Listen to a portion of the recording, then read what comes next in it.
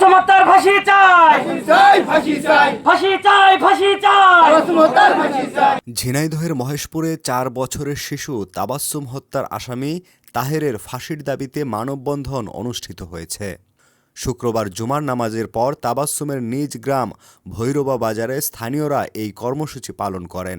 এতে বিভিন্ন শ্রেণী পেশার মানুষ অংশ নিয়ে দ্রুত বিচার ও সর্বোচ্চ শাস্তির দাবি জানান। পুলিশ জানিয়েছে, হত্যাকাণ্ডের মূল আসামিকে গতরাতে কুষ্টিয়া থেকে গ্রেফতার করা হয়েছে। এর আগে বৃহস্পতিবার সকালে ঝিনাইদহের কালীগঞ্জ উপজেলার বাদুরগাছা গ্রামে অবস্থিত আব্দুল জাব্বার মাধ্যমিক বিদ্যালয়ের সেপটিক ট্যাঙ্ক থেকে তাবাসসুমের বস্তাবন্দি লাশ উদ্ধার করা হয়।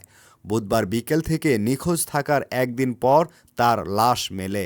নিহত তাবাসসুম মহেশপুর উপজেলার ভৈরবা এলাকার বাসিন্দা। তার বাবা স্থানীয় দর্জি দোকানের কর্মচারী।